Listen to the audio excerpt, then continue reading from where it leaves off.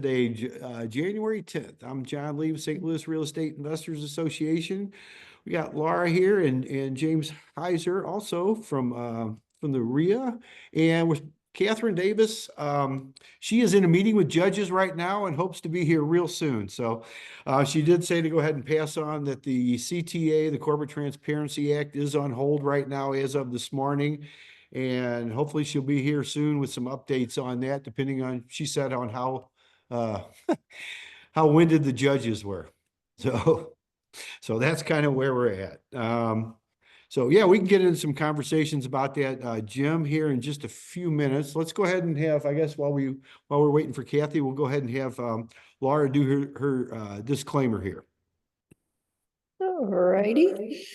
Good morning and welcome, everyone. First, I'd like to do a bit of housekeeping. Feel free to unmute yourself when it's your turn to speak.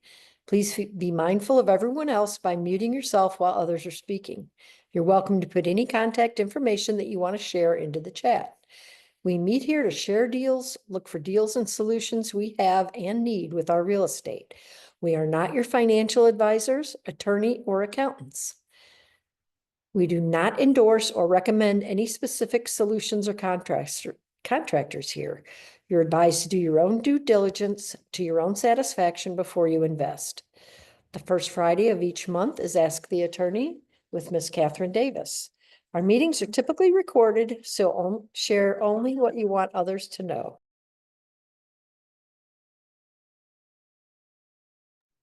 And let's see here. Here, John's on his way.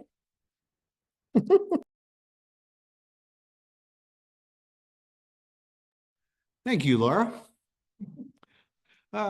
Let's see. Okay. Welcome everybody. Happy New Year. Looks like a good year to get off to. I guess we could just start with your question, Jim. You had a question on Section 8. Maybe I see Dave Soto's here. He could probably address that somewhat. He knows a little bit about it. So if you want to go ahead and just mention what you were saying before. You're muted, Jim. There we go. We have a house that we just put up for rent, and we're getting a online request to see it, and just want to know how you approach someone who has a government voucher.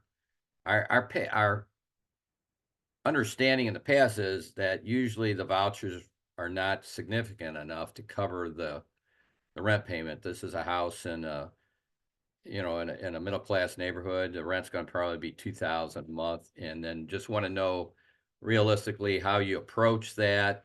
And with somebody, they respond and say online that their credit rating's, 600. And how do you handle that, Dave? So that depends on the voucher. Typically, you cannot charge more than what the voucher value. So if your property is worth more, and the market value says it is worth, what I think it said 2,000. Yeah. And they're not eligible for it. Some cases they do allow for the tenant to pay some towards the property, but Section 8 is going to determine what that value is and if they'll pay it or not. So it's just a matter of what the voucher is worth. So are we okay with just asking them what their voucher is for? And then if they say, hypothetically, they say 1,000 a month, just tell them, well, it's no use going any further. We can run the credit check and all that and spend your money, but you're not going to get it. Is there anything wrong with it? No, nothing wrong with that. It's no different than not having enough income. Mm-hmm. So it's they don't have enough to pay the rent. So there's no violation there. Okay. What's your experience though with higher end properties? Have you found that Section 8 will cover them or not? No, not at all. Okay. I mean, this is a South County area of St. Louis, and we don't have a problem with Section 8 or any of them if they can afford the rent and their credit's okay, but we just want to do things correctly and legally, Yeah. Again, it's going to, Section 8 is going to tell you what the property's worth, and they go by square footage, number of rooms and things like that. And that's how they determine what the rent's going to be. And if it's they determine how much they're going to give towards rent. So if they say they're only going to give 1,000 and your rent's 2,000, then the tenant is denied. Yeah. Hey, Dave, what's your phone number? 573 Uh-huh. 332-7686, extension 303. Great. And forgive me now, do you do rent screenings too or not? Well, we do as part of our business, yes. We Yeah. don't do it just, we can't, if you call me and ask me to do a rent screening for a tenant, I can't do that. Okay. Okay. And that's typical for any of these operations that we do. So we use Appfolio. Appfolio says I can only screen tenants for myself. Okay. All right. Okay. Let me ask was there anything else that we want to ask him? Okay. All right. Dave, I appreciate the answer. You bet. Mm-hmm. Our office is closed today, so Well, I wonder why. yeah.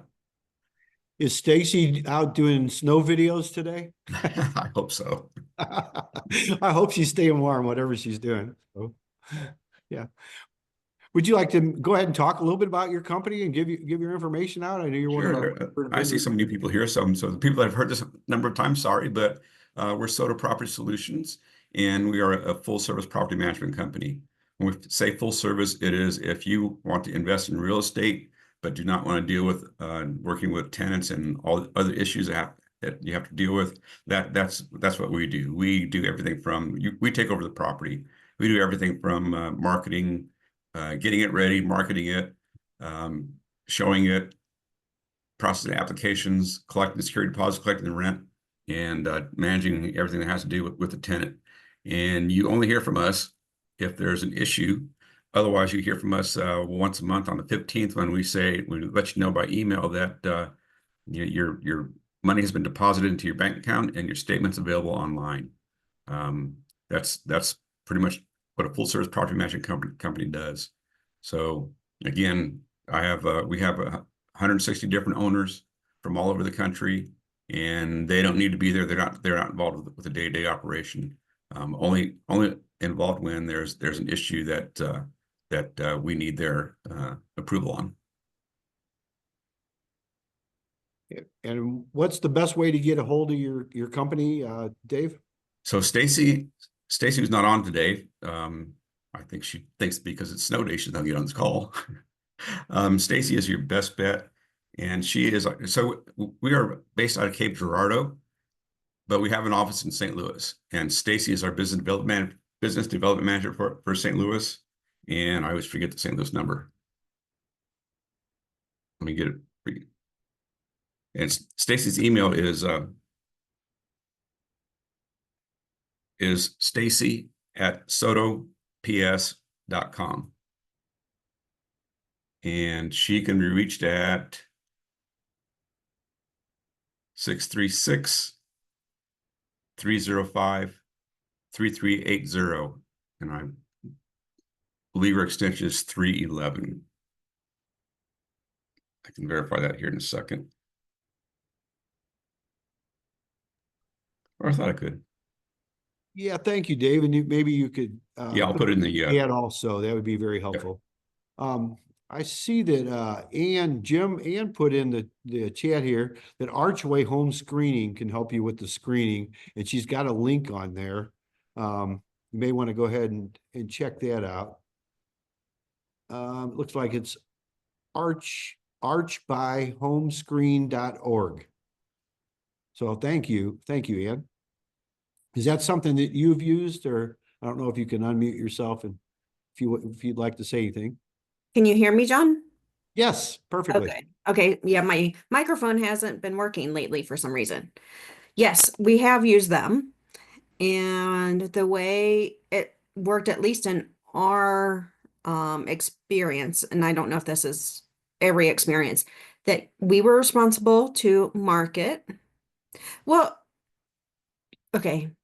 We did market the apartment for rent.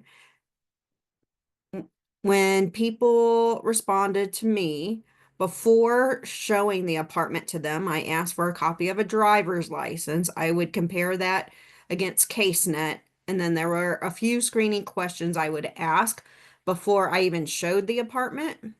So then after we had a few people come by and on that initial screening, if they were still interested, then I would send them this link. They would apply, and then Arch does all the background checks, a more thorough background check.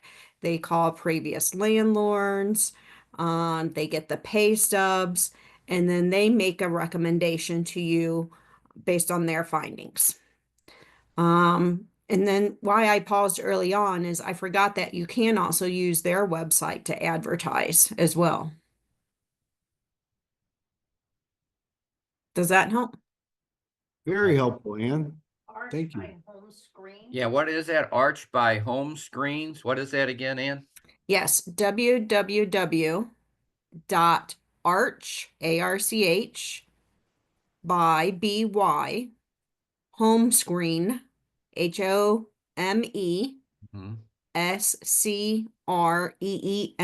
HOMESCREEN.org. And they're based in South City. How long have you been using them? Um, I only used them, I think one, maybe two apartments when we were between property managers. Mm-hmm. And we filled that apartment last summer or fall. So recently. Okay.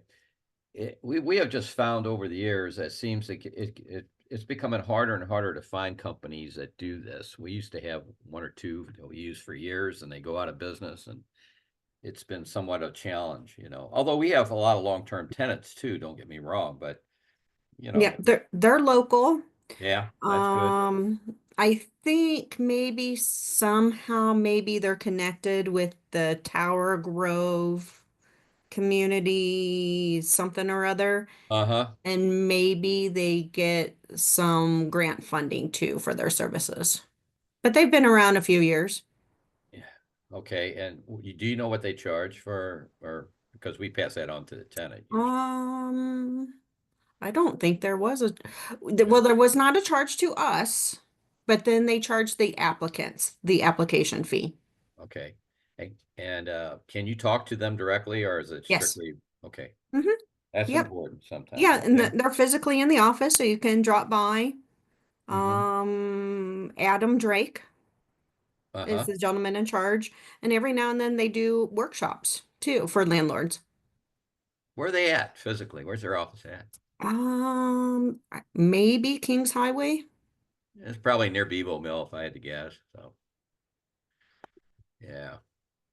Oh, good. Very good. Thanks. I appreciate that. Yeah, you're welcome. They're very helpful. Yeah. That is helpful. And it's one of those things you have a good company and then they go out of business and then whoop, what do you do now? So Thank you, Ann. Very helpful. yeah. So, and the link is in the chat. So if anybody wants to click onto it.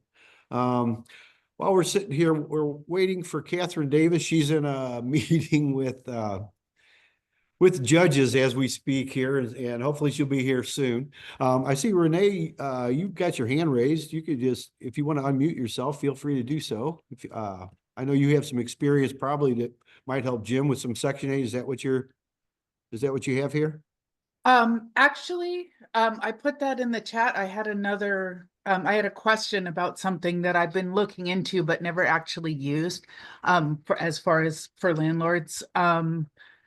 And I know I own that I have a habit of interrupting, so that's why I raised my hand, for my own accountability.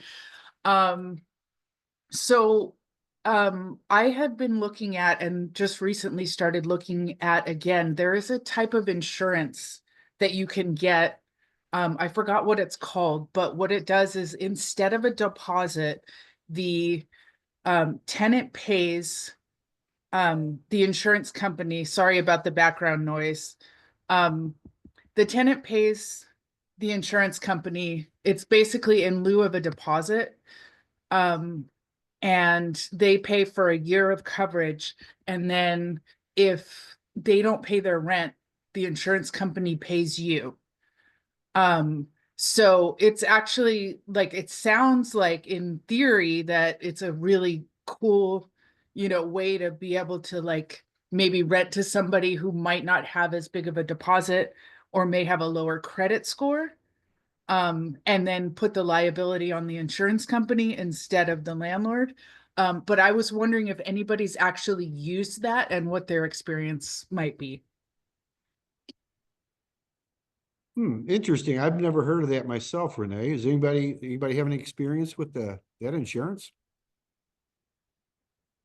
Yeah, John, we actually, that's one of our offerings for our our homeowners or clients, is that we go through a company called SureVestor, but they only will work with a property management company, and we've used them a couple of times where they're it's not an easy process, but we get through it, and that's on us to get through the process. So if a tenant bails, then they cover so much of the rent.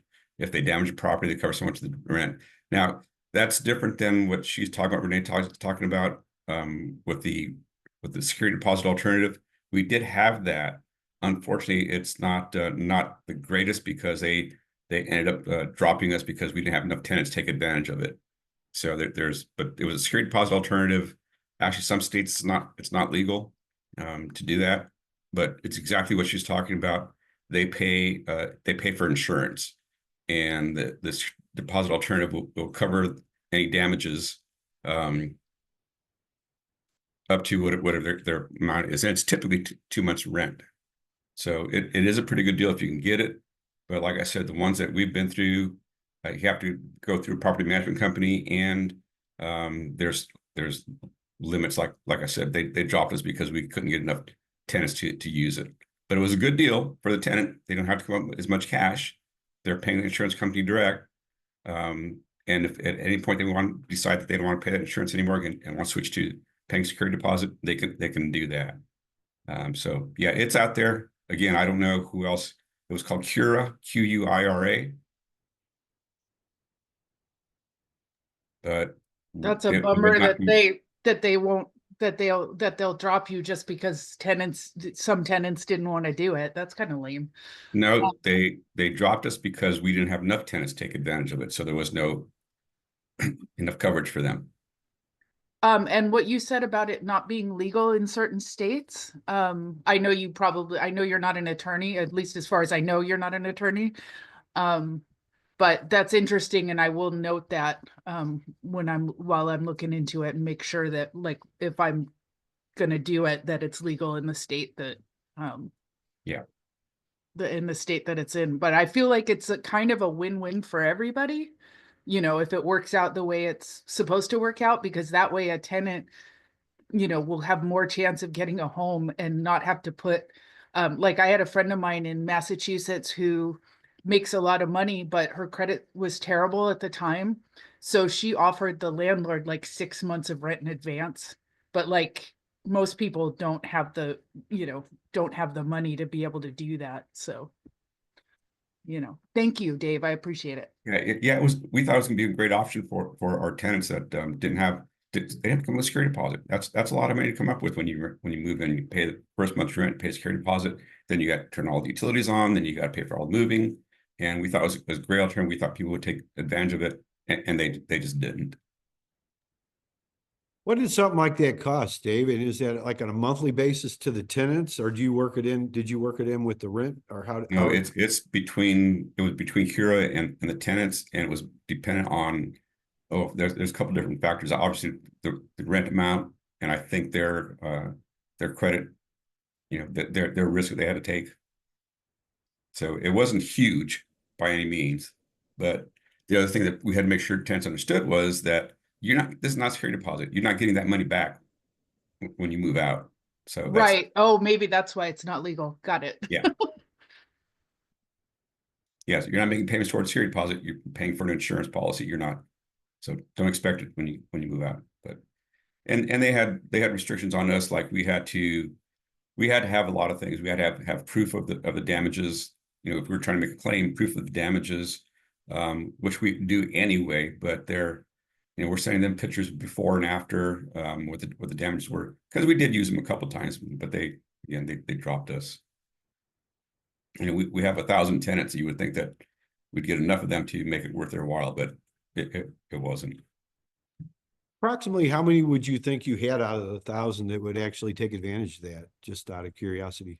Oh my gosh, it's on Blue. It's like a handful, maybe a dozen. Oh, really? Yeah. Okay.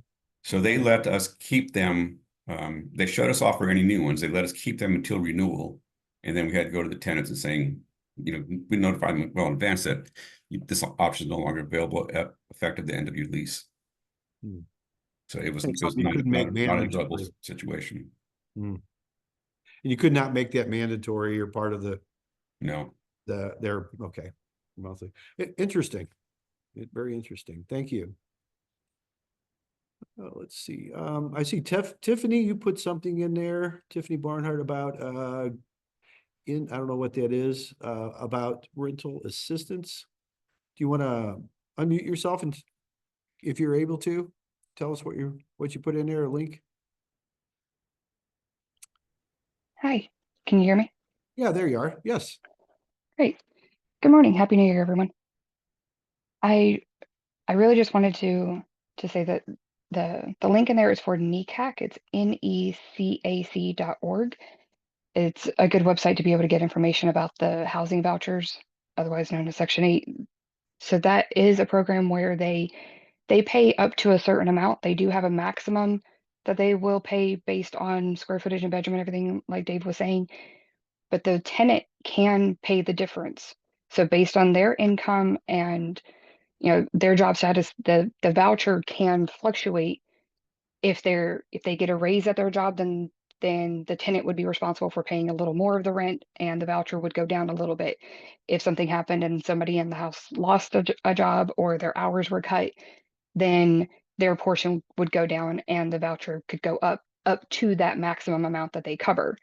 So they do have a maximum amount. So if the rent is over that, then the tenant is responsible for that difference no matter what happens at that point.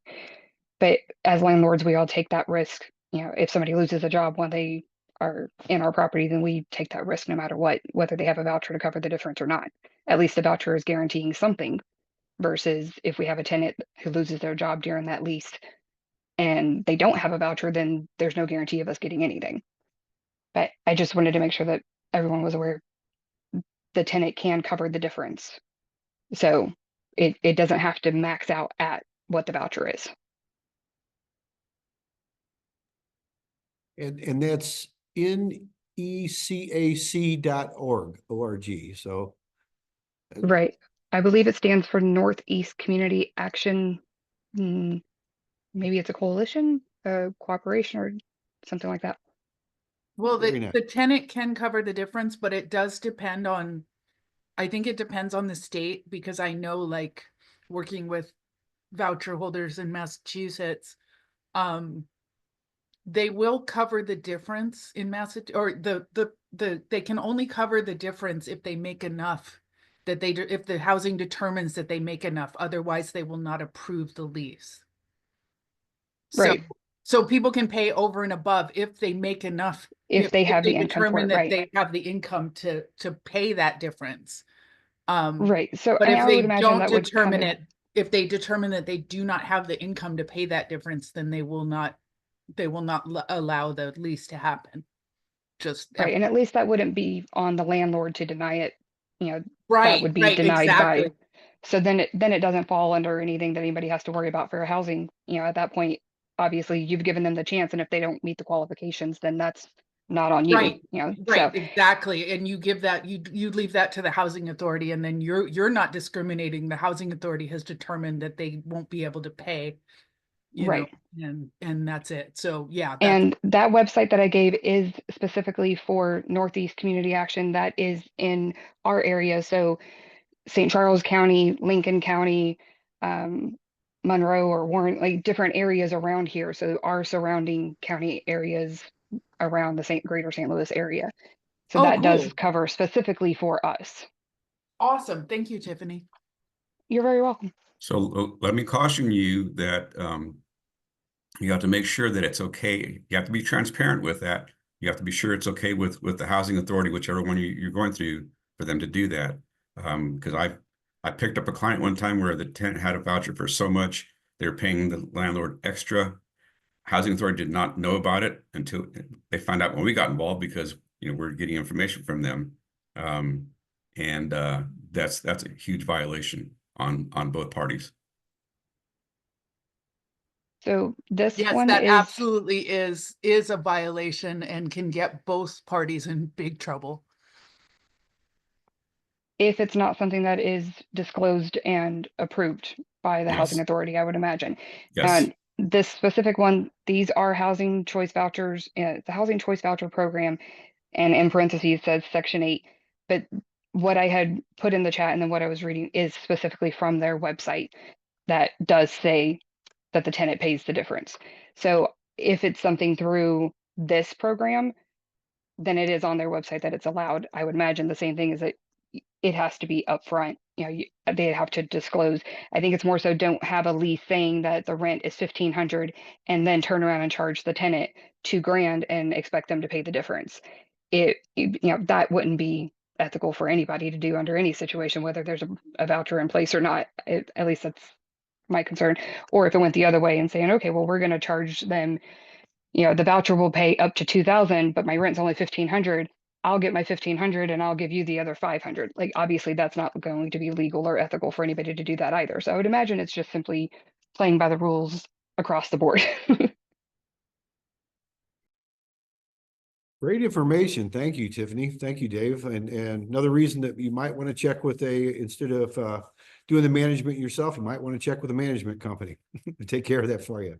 I see you got the information for Stacy, Dave, in their chat here. And that's STACY@SOTOPS.com. And her number is 636-305-3380. So if you want to find out about Soto Property Solutions, that's get in touch with Stacy, and hopefully, like I said, she does some great videos too. So if you check out our Facebook site on there, it's always entertaining. So hopefully she's doing something fun today. Good conversations. As always too, though, like Laura did our disclaimer, you definitely want to check out and see see that you're doing stuff the right way up front. It's always better to do it up front than it is to go back and try to correct problems. So, Hey, John, yeah.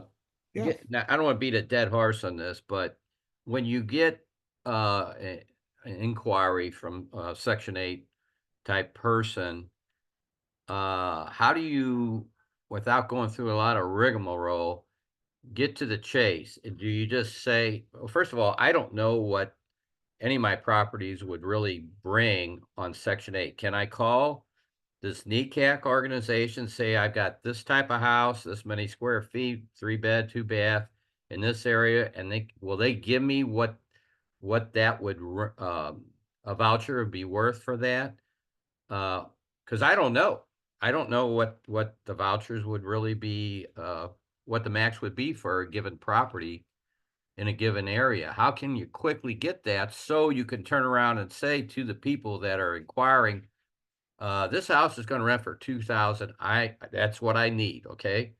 And what is your voucher? And they say, well, it's for 1,500. Then you can say, well, can you come up with other 500? Or if not, do you really want to pursue this, doing a credit check and all that when you are not going to be able to afford it? So, I mean, what do people think? How can you quickly find out what your property is worth in Section 8's eyes? I don't know. Dave could probably answer more. The way we've done it in the past is they came in with a voucher for so much they were approved for.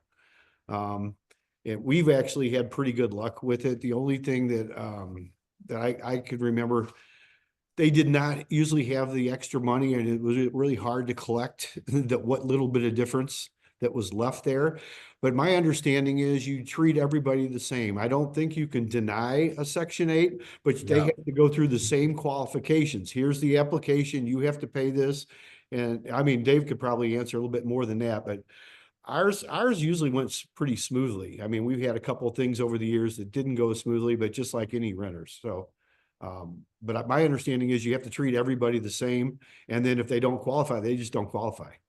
Well, they should know then when they're contacting you online what their voucher is worth. And you would think if you say the house is $2,000 and they got a $1,500 maximum voucher, they should know not to pursue it any further.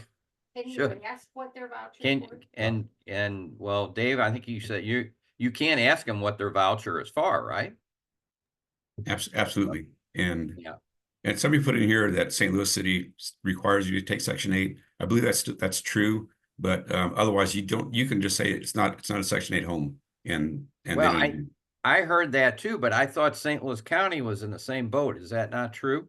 I don't believe so. I think it's just the city, but you can check. That's a good question. All my properties are in the county. So a lot of the housing authorities have a voucher, they have the voucher amounts on their website for the different areas that they cover, number one. Number two, no, you can't, I mean, like, if they can't pay the rent, they can't pay the rent. So, you know, if they can't qualify to pay over that, through the housing authority, if the housing authority doesn't give them permission, they're going to get denied anyway. Also, it's the same thing, like on the other end is like, even if the house is worth 2,000, if you're like, say you have four houses and they're near each other just for, to make that they're all, the same amount of market rent. So if you have 4 houses and one person is Section 8 and you're charging everybody $1,600, and then you want to charge the Section 8 tenant $2,000 because that's what their voucher's worth, you can't. Mm-hmm. You have to be charged, like the rent has to be equal to whatever you're charging other tenants. Sure. Not that doesn't usually happen because the voucher amounts are usually kind of on the low side anyway. But just like FYI, you can only charge like what you're charging for the other your other tenants in So that same area. So you can just go right online at St. Louis County Housing Authority and find out generally. Usually, yeah, a lot of the housing authorities just have them online, and you can also call too if they don't. You can also call them and say, like, do you have a housing amount, do you have the voucher amounts for, the how many bedrooms and how many, like, and in what areas. Yep. If you can't find them on the site, I'm sure they have something that you can, either have them, fax to you. I don't know if anybody faxes anymore. But like, I'm sure there's a way you can find out what they are, even if the tenant isn't aware of the amount. Okay, great information. Thanks to everybody. That's very helpful. It looks like Judy Labarge put something in there, some previous experience. Feel free to unmute yourself if you want to tell us that. It looks like it's been a while, but you've done some Section 8 in St. Louis City.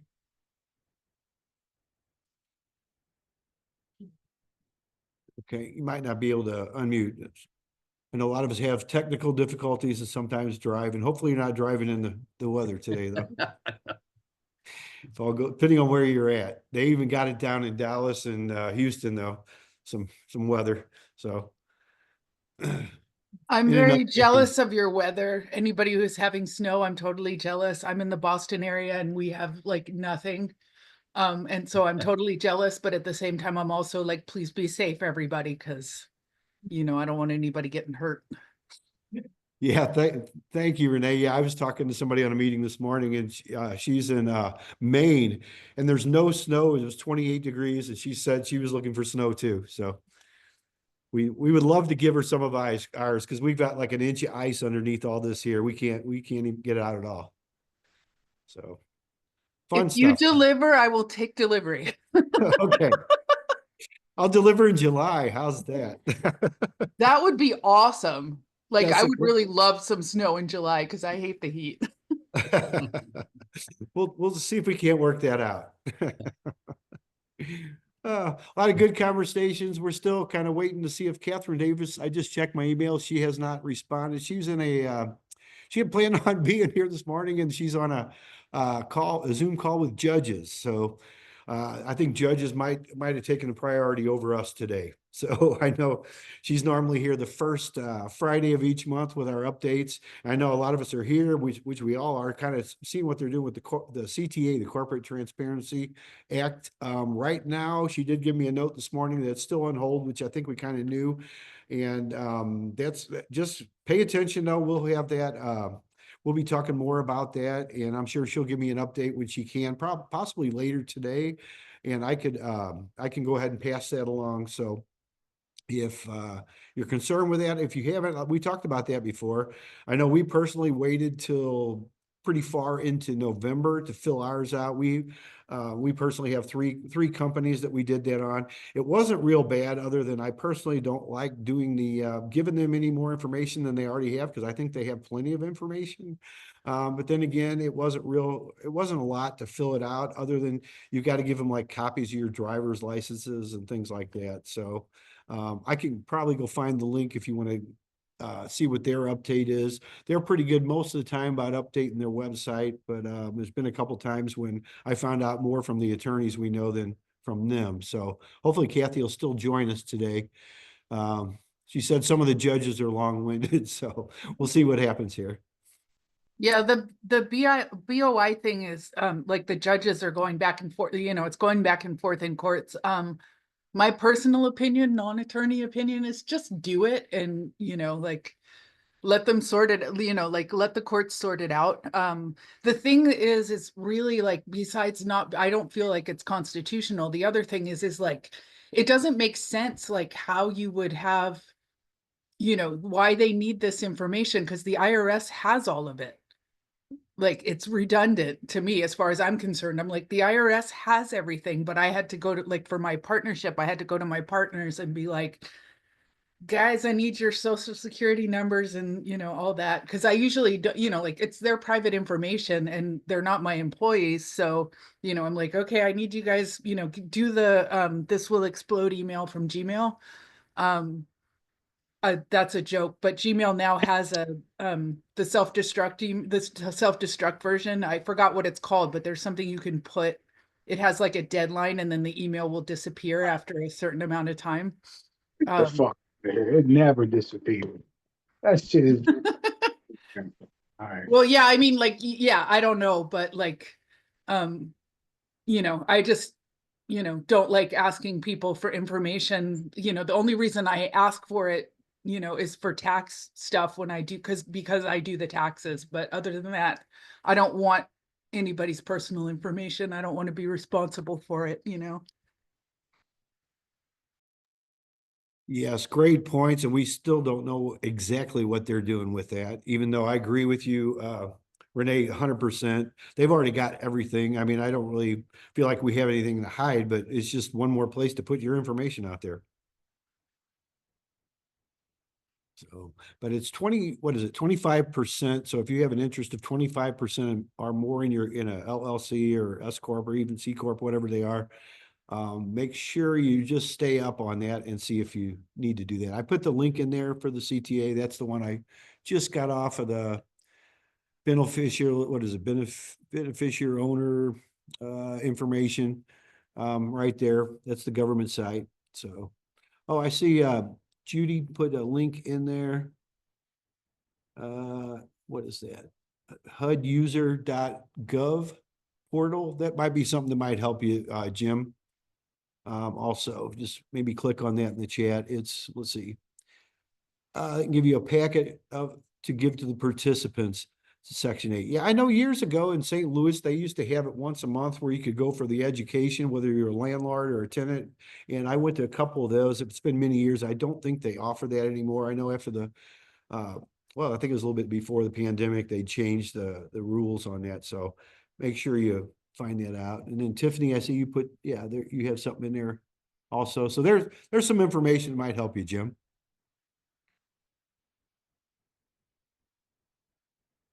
All right, good information. Anybody, well, we're still kind of seeing what's going on with Kathy. Anybody have anything you want to, I guess we can go to buy or sell today.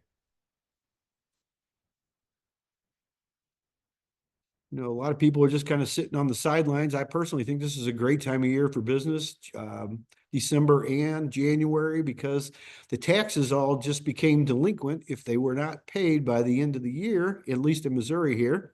So it's a good time. I was with a couple of groups this morning, but the one group they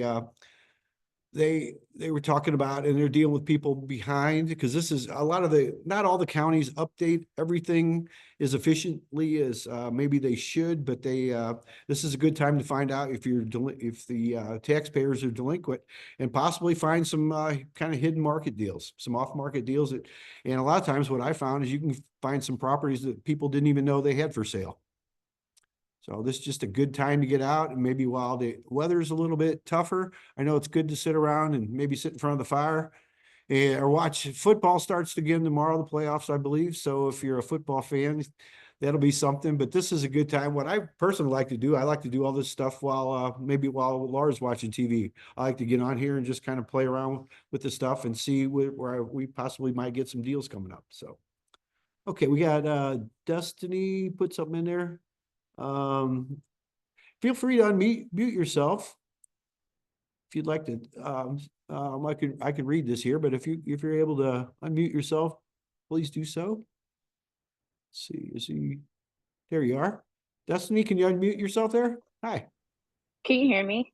Yes.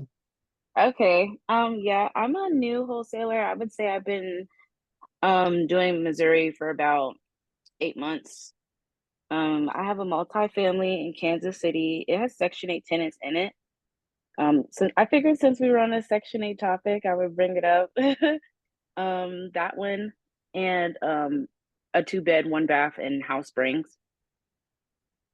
And then a couple others I'm doing a walkthrough for, but the House Springs one, I'm just waiting on title for that. So Okay, well, House Springs is kind of like in some of our area. I know a lot of times we do have people from Kansas City on here, but if you'd like to go ahead and give some information about it and your contact information, the more detailed you can be, the more people it would reach. So if you want to tell us about, I guess there's a couple of you got, start with your House Spring if you'd like to do that.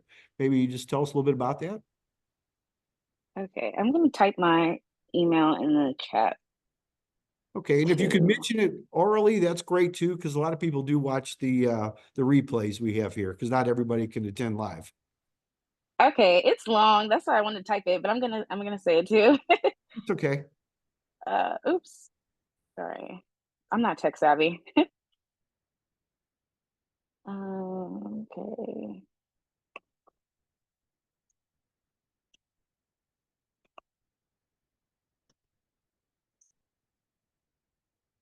Okay, I'm gonna put it on my. Okay, well, it's kind of long, but since I know like it's probably gonna be recorded, I don't know if you guys can see it. Yeah, and I'll just read that off. Destiny Canyon 724-494-4577. And that's Destiny, DESTINI at CANREALTYINVESTMENTS.com. Yeah, that is a long one. So, and It's my old one. I've been using for other markets, but I figured I would just keep using it. no, perfect. Yeah, and tell us about your properties a little bit. Okay, let me pull up a picture.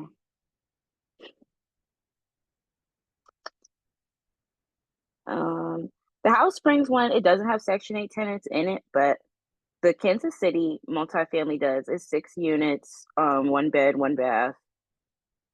Let me try to turn this picture to the side. Okay, the one in Kansas City, and you have that for sale right now, that with tenants, is that correct? Yeah, it's got Section 8 in it. And these are Section 8, okay? And what is your price on that? It just depends. I mean, I had a buyer that wanted it, but I figured I would ask you guys to see what you guys think about it, because yeah, he's taking too long. But just 200 even for that one. Okay, what are your rents currently, approximately on there? 6,000. Okay, Roof is 10 years old. Here you go. okay, and all 6 units are Section 8, is that correct? 2 of them are Section 8, but the whole building is Section 8 approved. Okay, 2 of them. All right. Mm-hmm.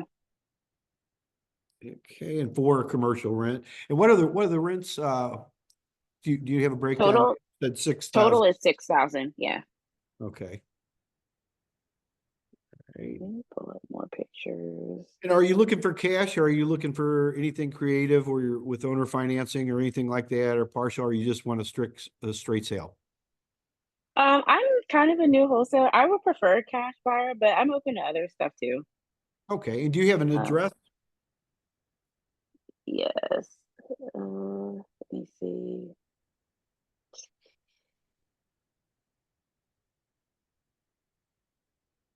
Oh, my phone is so slow.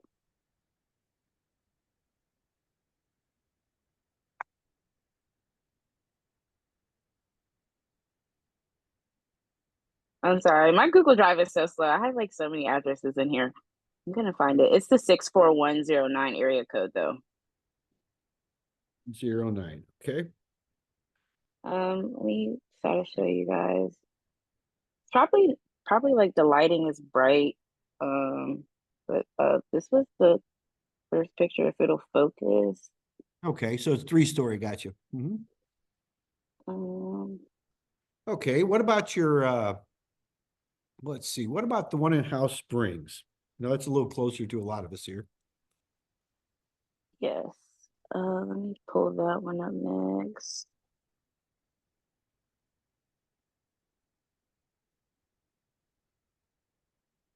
Do you live in the Kansas City area, Destiny? I noticed by your No, post. I actually live closest to Pittsburgh. I'm like on the Ohio PA border. I Okay, do Ohio deals too, if you guys ever wanted to do anything out of town. okay,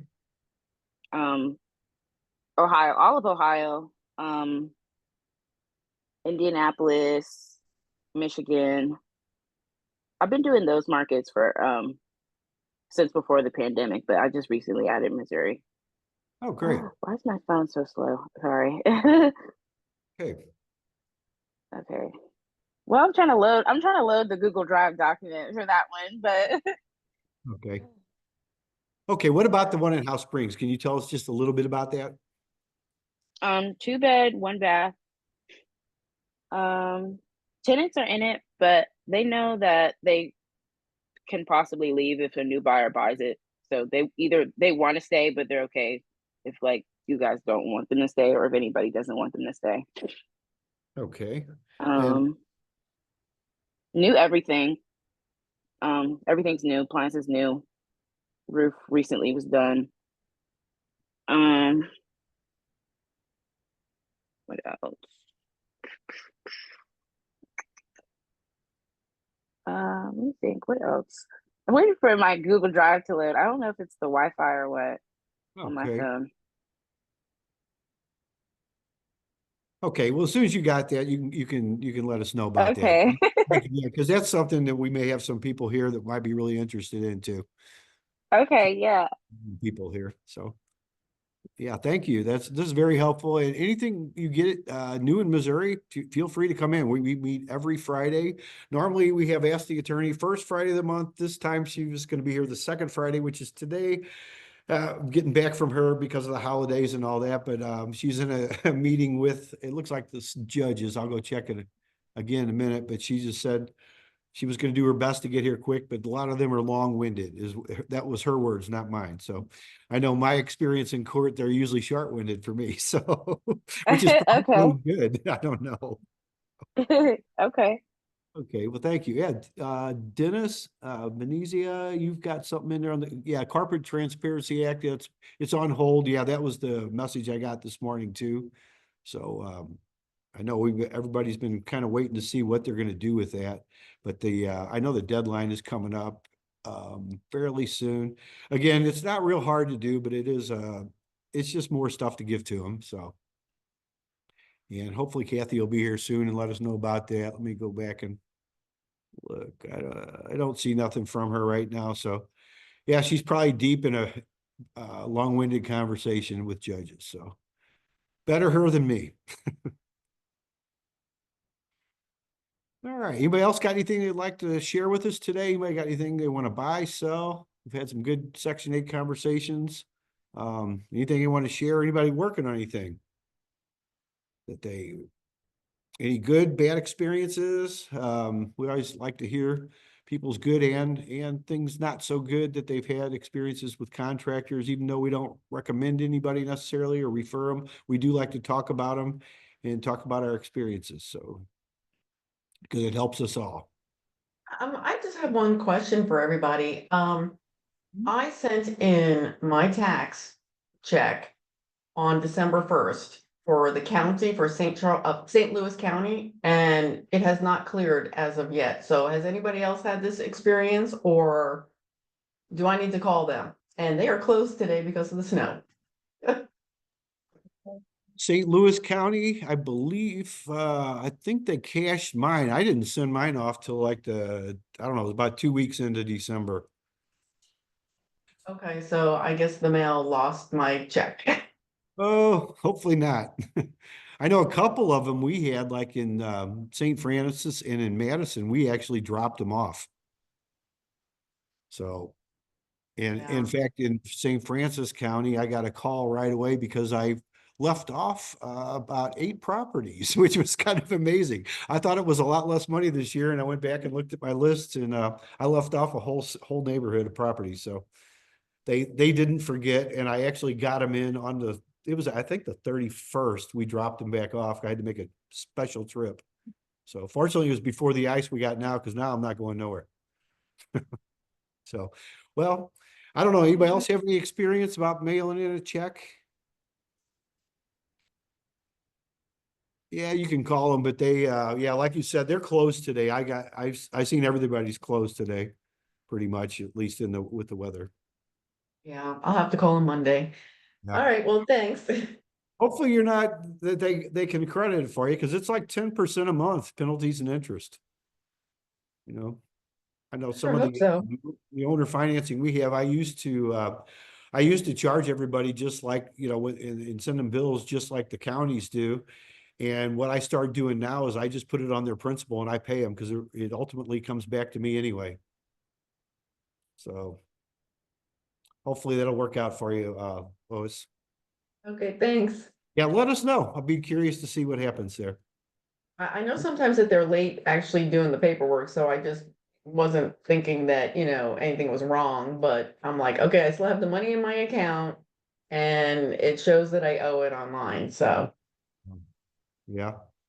Yeah, hard to say. I know if you can pay them online, but I don't like to do that really anywhere because of that convenience fee, they call it.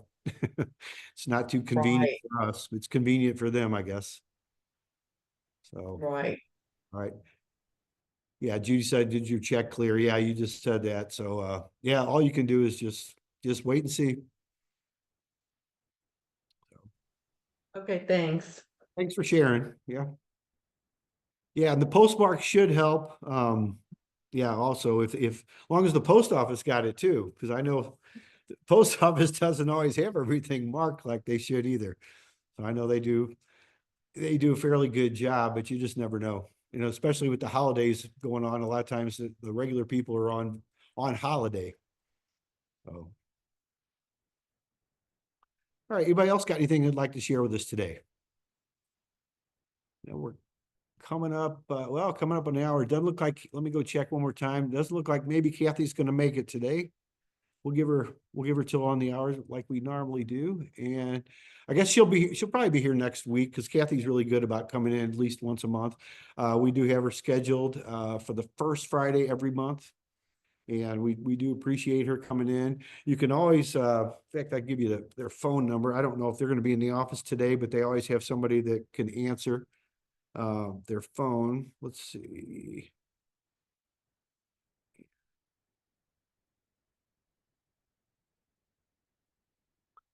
And their office phone number, which you could always call, is 314 962-1115. So if you got any specific questions, of course, they will give you a copy of their sample copy of a lease to get you started too. They're very helpful for us.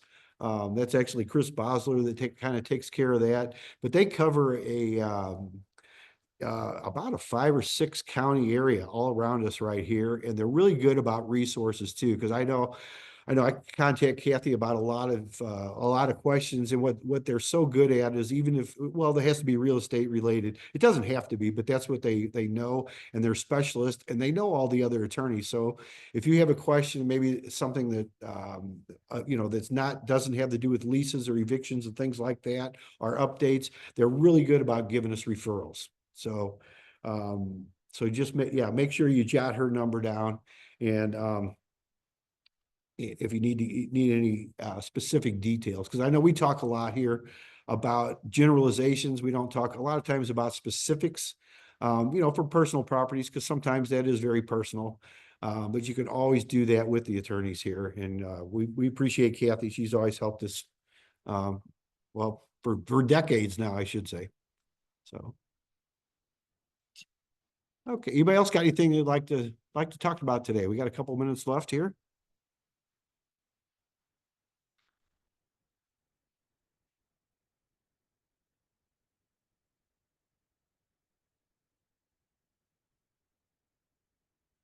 Now I'm kind of wanting to go back and check some of my other counties to see if my check's cleared that I mailed off. It's too late now, but I know down in Taney and in some of the other counties, which I definitely did not make a trip to, I think maybe we ought to take a look.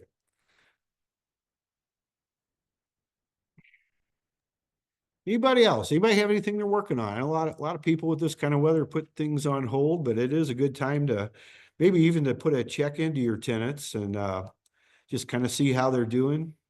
I know a lot of times you'll hear about them if something's going wrong, but it's a lot of times just a goodwill effort to just say, send them a note, or maybe make a phone call or a text. Just say, hey, just want to see how you're doing with this weather. Hey, John, I can, while we're filling up a little time here, see if Kathy can come on. I got 2 young men that are starting their own flooring business. They work for another company right now, but refinishing floors. I just had them do my son's latest property, and they've done a fine job. I've used them before with the normal company they've been working with, and they're called the Bros Brothers. And let me just throw out the phone number here if you guys are interested, for St. Louis people. Yeah, this is St. Louis County, Jim. Yeah, anywhere around in this area. Oh, sure. If I can find them here. Bros Flooring, BRO'S, 636-215-3422. We tend to always get rid of all carpeting in our houses. And we go with either the luxury plank flooring now, or where we have hardwoods, we have them sanded off and refinished with a couple coats of poly on them. Just a thought here: when you have a property, and we found this last couple properties where dogs have done their urination on the wood, and you can only sand so much of that out, and sometimes you just can't get all that dark stains out. This was marginal, this house, in one of the bedrooms where they had a dog that was doing that. And so they sanded a little bit for me just to show that the dark stains were still somewhat prevalent after they sanded off the old varnish and poly. And so they recommended a lighter stain called a nutmeg by Durastain or whatever. But anyway, long story short, they sanded the floors and put that on, and it masked the stain a fair amount. Good enough for, I'll say, rental property. If you're going to sell it, that might be different. But short of ripping out all the hardwood in a given room, it turned out it's good enough for a rental, and it'll pass. So just a thought: when you're buying properties that got hardwood floors in them, and you see a lot of dark stains on there. Sometimes you can get them out, sometimes you can't. And within reason, if it's a small portion, they can actually change out the hardwood, and they've done that. Now, we had one room where, I don't know if they had a fire in the room or what, but all the hardwood was taken out, and they had carpeting in there. And when we took out the carpeting, we were down to a Luan, that 4x8 sheets in there, and they had taken out the oak wood. So we went ahead and paid the money to have that room replaced with oak wood, to match the rest of the red oak that was in the rest of the rooms. And then they stained that, of course, and sealed it off.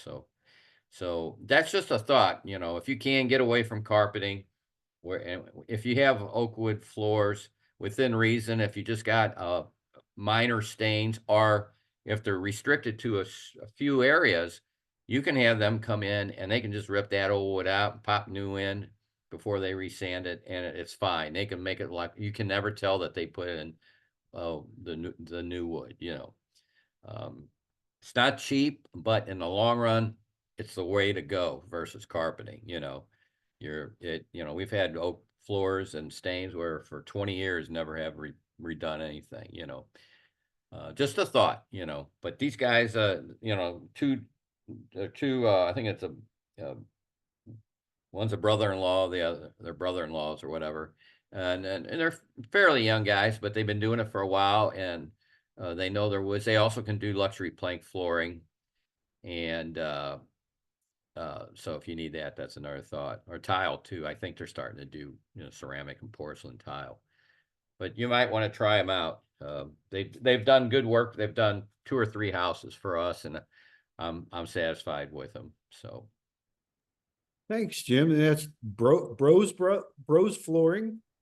And Yeah. I've got 636-215-3422. yeah, let me do it again here. 636-215-3422. Okay. Pros Flooring, BRO''S, and you'll talk to a guy named Paul, and then he can quote you the prices and go from there. So, and then they can look at it and say whether you got red oak or white oak, or man, there's houses where they've meshed them together. Then you got to look at what quality level you want, like a level 1 or 2 grade, but they can go over that with you, and within reason. Boy, that's the way to go, versus carpeting. Now, the luxury plank flooring for maybe an apartment or a lesser quality property, but I mean, we're looking at ones, we deal a lot with ones in the $250,000 ranges in South County and what have you. And, if they got oak floors, I'm not putting a luxury plank flooring over that unless, if it's a basement, now we'll go luxury plank flooring or the steps going down. But if they got it upstairs on the first floor, if it's oak, it's going to get sanded and redone. Unless, well, the other thing is what you can do, and I did this with my son's last property, is we put a dark stain in there. The wood was just too bad, too many stains to go with a lighter stain, and we went with a dark stain. I hate it. Okay, my son's okay with it. But as soon as people start living in there and they start scratching that black floor and they see every speck of dust, then you got to think about it. But that's the end thing now. The dark, it makes you, in my opinion, I hate it because it makes your rooms look small. It's, I think, a long-term maintenance issue. But if short of ripping out the floors or going with carpeting, you can go with a dark stain. And like I said, it's in right now, but we don't normally put stains on our wood floors. We just sand them twice, put 2 coats of polyurethane on them, and let that natural, color of the wood just come out. And, it makes the rooms look bigger, in my opinion. But in this last one, we had to cover them up somewhat. But the nutmeg was a kind of an in-between, not a real dark, not extremely light, enough to cover or mask the urine stains from the animals. So What just kind the of animal maintenance was thing. that, Jim? What's that? Was that dogs or cats? Dogs. Dogs, okay. Okay. Yeah. Because dogs, maybe you could put a rug over some of them if you can't cover them up good. Well, that's what the people living there can do, I guess. Or you could get some throw rugs and throw them down on top of the the oak, like a smaller throw rug, and this was a small bedroom, which you could get away with that, but different things you can do. But man, if you got oak floors, man, utilize them to the extent you can. Uh, you know, Yeah, I agree with you on the carpet too. That's not always a great answer for rental properties. yeah. I mean, if it's an apartment maybe and it's lower income, yeah, maybe you just go in and rip it out. But there again, you can start going with some of these luxury plank floors now, the vinyl, and put them in, and they're really durable. And I've got a real good one I've been using from Home Depot, and I think it's about, was it $3 a square foot or whatever? But anyway, it's the way to go. You can put that in and it'll last forever, and cat or Great. dog can go on it, ain't gonna hurt anything, within reason, Great information. Thanks, Jim. And Yeah. I see Kathy just joined us here. She's smiling, so always good to see that. Kathy, welcome. Glad you got away from your long-winded judges. Oh my God. So I sent an email to John earlier. I don't know if we got a chance to mention it. We've been following that Corporate Transparency Act, Cat, and it was on hold and then it was off hold and it's on hold again. I checked again this morning. Looks like it's still on hold. So Kathy Davis is on. there's no obligation to file those reports for your entities right now. If you haven't already done it, you can table that until and if they reinstate it. So that's I guess good news for the people who have been procrastinating like me and not gotten it done. We have a new judge in the city of St. Louis. We have judges in both of our divisions where we do eviction. One is an experienced judge, Judge Colbert Botchway, who comes back to us. She's been on, I think, a criminal assignment, and she's going to be in 27 this year. And then the assessor of the city, Michael Dalphin, I don't know if anybody knows him, I don't, is going to be our new judge in the division that Chris and I are in, Division 28. So he doesn't start until another week or so. And next week, Judge Neal, who's a retired judge who we like, is going to fill in. And I think maybe the new judge is going to sit in with him to see how things go. This week, Judge Colbert Botchway handled both divisions, which is a lot of work, and did a good job with it. We have our same judge, Judge Dylan Amalong in the county, and she's doing great. We love her. And we have a new judge in St. Charles too. And I think Chris just came back from court there today, so I'll get to hear a report about how that went. The legislature's back in session, or almost back in session, I guess, kind of hopeful and frightening at the same time. I've met with a couple of legislators about my little wish list. Hopefully they'll be less dysfunctional than they were last year, and they'll actually be able to get some work done. One of the things that we're going to try to do is modify the squatter statute a little bit so it's more user friendly. And we're always talking about redoing the unlawful detainer statute. I'm at the point where I don't even know if that's going to happen in my lifetime. But that's the basic big news that I have. I went on a Disney cruise. The children love it, loved it. We got stuck for 2 days coming back because of the weather here. So I'm glad to be back. I'm totally far behind. But if anybody has any questions, I'm here. Thank you, Kathy. And how was the cruise other than the kids? The cruise was good. I mean, they had a good time. Disney does a good job with the kids. I would say for adults, the food wasn't that great. And there were a couple of things that Disney did that I didn't really like that much. We usually cruise on Holland American, which we like to say is for old people and their parents, and it's a completely different vibe.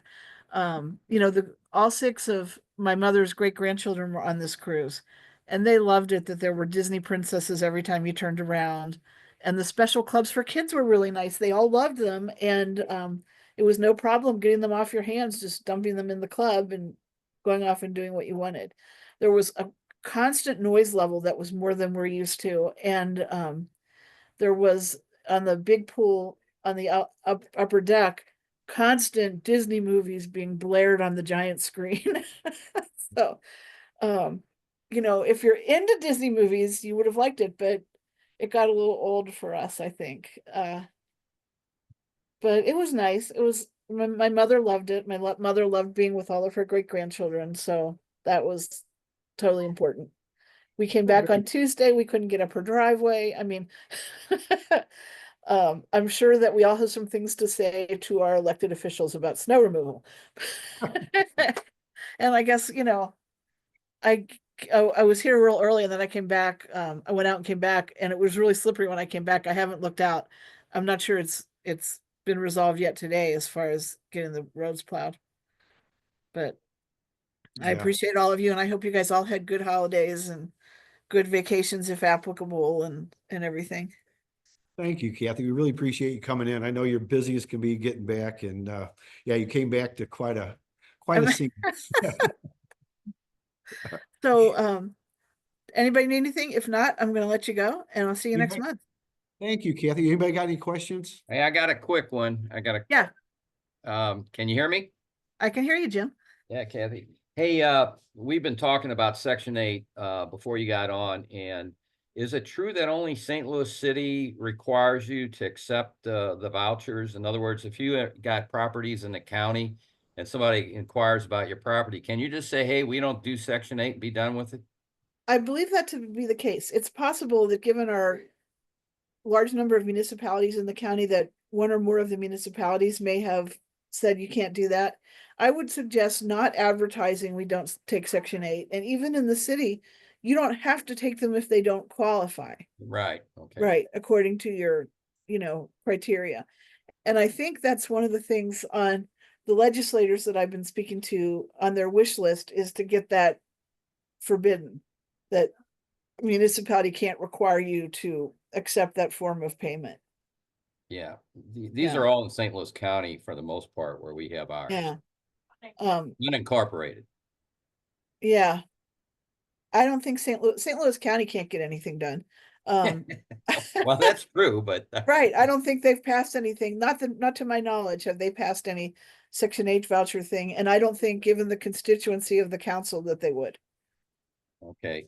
And then I think we've already had this. My wife just passed this question to me about finding out how much a 3-bedroom, 2-bath voucher is for. I think I got that information that we can go to St. Louis County Housing Authority and get that information on what those vouchers are worth, or would you know? Yeah, you know, I don't know how to do that part of it. I do know some things like, I think that they can have a voucher from either the city or the county, and they can take that voucher to the other place, you know, so No, it might be different rules for different housing authorities, right.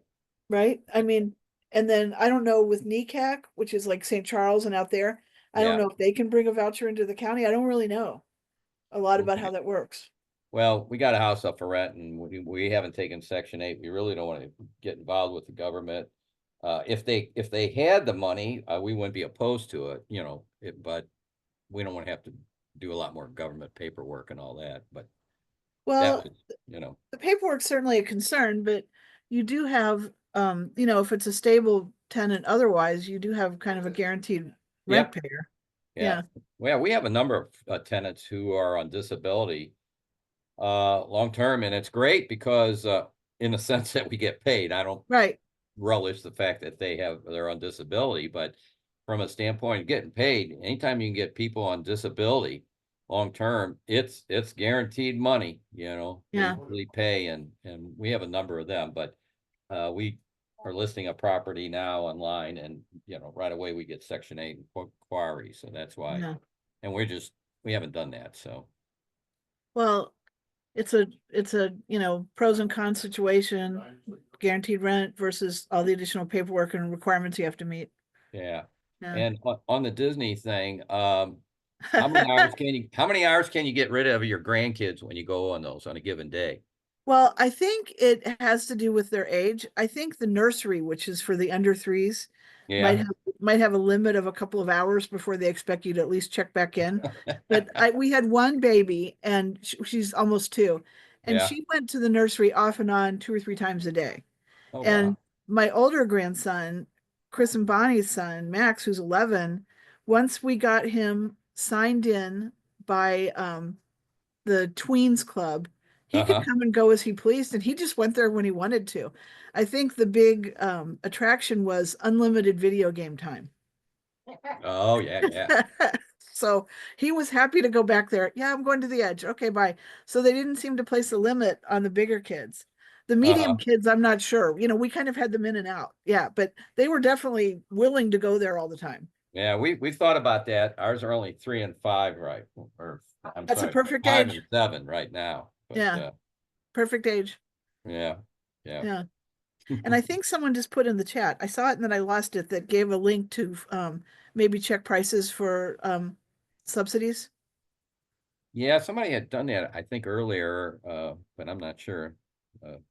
Yeah. Yeah, that's Tiffany put that in about HUDuser.gov. Okay. Yeah.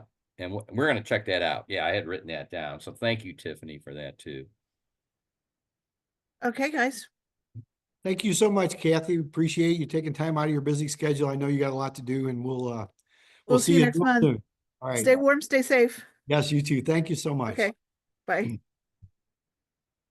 All right. Anybody else got anything they'd like to say today? Got a couple minutes over, but we can call it a day. And then, of course, we'll be here again next week. A lot of good conversations today. I'll have the replay up on YouTube usually by midnight. It'll be on the member section, usually by Monday in STLREIA.com. So anybody else got anything? Feel free to speak up. Otherwise, we'll just going once, going twice. Thanks for attending and stay warm, stay dry. We'll see you soon. Bye.